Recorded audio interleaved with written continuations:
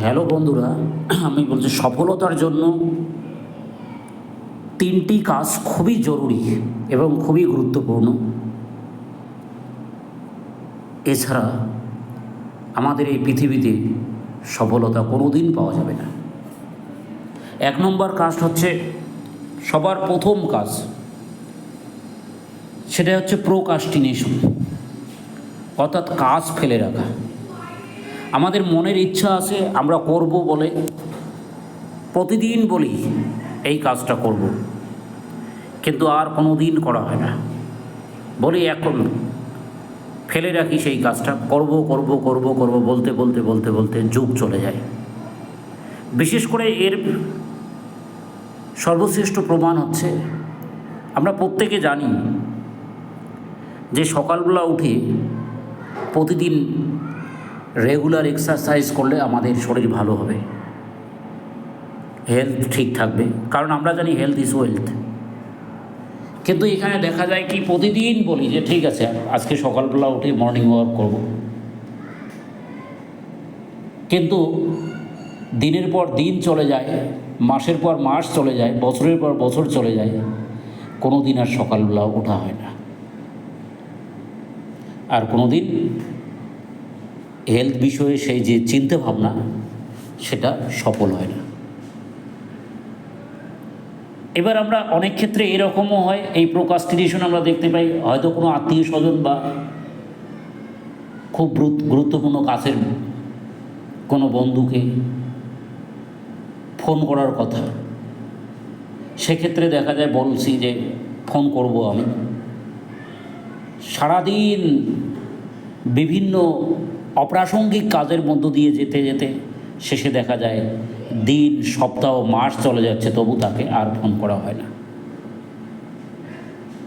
ঠিক সেমভাবে আমাদের এই গুরুত্বপূর্ণ অনেক কাজ আমরা প্রতিনিয়ত এইভাবে ফেলে রাখি।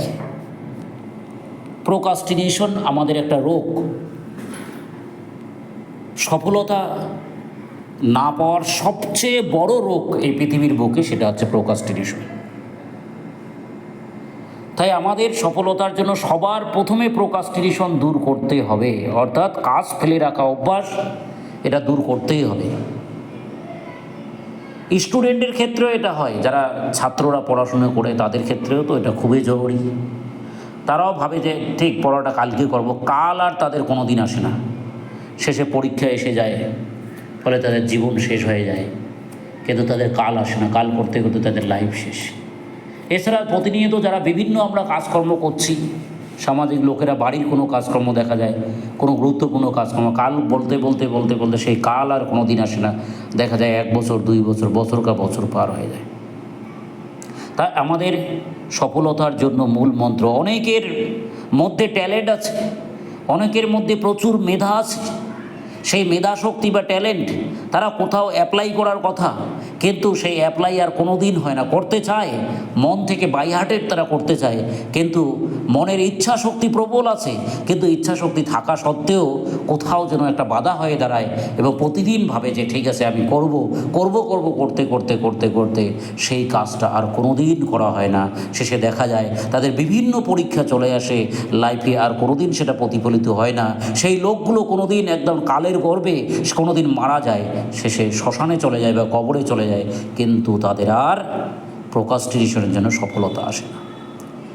এই জন্য আমরা দেখতে পাবো আমাদের পৃথিবী বিখ্যাত, ওয়ার্ল্ড ফেমাস ইউএসএ আমেরিকার প্রাক্তন প্রেসিডেন্ট বারাক ওবামা বলেছিলেন যে পৃথিবীর সর্বশ্রেষ্ঠ ট্যালেন্ট বা মেধা কোথায় আছে, তার উত্তরে তিনি বলেছিলেন যে পৃথিবীর সর্বশ্রেষ্ঠ ট্যালেন্ট বা মেধা লুকিয়ে আছে কবরের মধ্যে।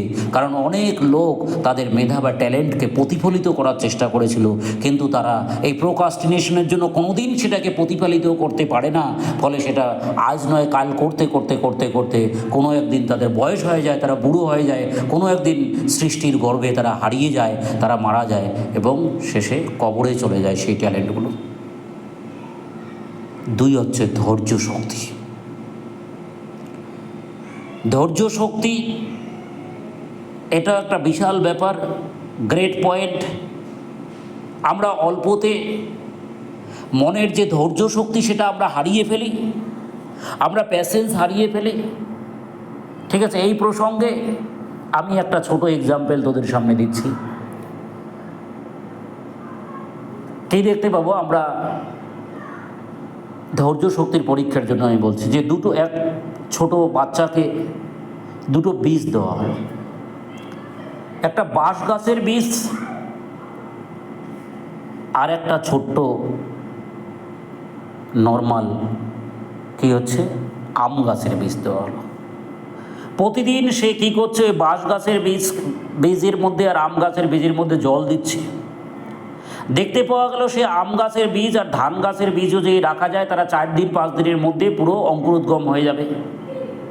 আস্তে আস্তে ছোট ধান গাছ তৈরি হবে, আস্তে আস্তে ছোট কি হচ্ছে আম গাছ তৈরি হবে। কিন্তু বাঁশ গাছের বীজের মধ্যে জল দেওয়ার পরেও সে দেখতে পেল 10 দিন 15 দিন 20 দিন 1 মাস 2 মাস পরেও সেখান থেকে কোনো চারা গাছ তৈরি হচ্ছে না। ফলে সেখান থেকে অটোমেটিক্যালি কী হবে, একটা তার প্রতি বিতৃষ্ণা চলে আসবে, বলে ধট এসব আর হবে না। বাট দীর্ঘদিন ধরে যে ধৈর্য সহকারে ওতে ঠিকমতো এই বাঁশ গাছের বীজের মধ্যে জল দেওয়া যায়, দেখা যাবে 6 মাস পরে সেখান থেকে একটা বাঁশ গাছ তৈরি হচ্ছে। এবং 6 মাস পরে যে গাছটা তৈরি হবে, এই ধান গাছের বীজ থেকে যে গাছ তৈরি হচ্ছে, আম গাছের বীজ থেকে যে গাছ তৈরি হচ্ছে, তাদেরকে পিছনে ফেলে খুব তাড়াতাড়ি সেই বাঁশ গাছের বীজ, বাঁশ গাছের চারা গাছ অনেক উপরে উঠে যাবে। তাই একদিন প্রশ্ন করা হলো ধান গাছকে, আম গাছকে আর বাঁশ গাছকে। তখন উত্তর এলো কি, বাঁশ গাছের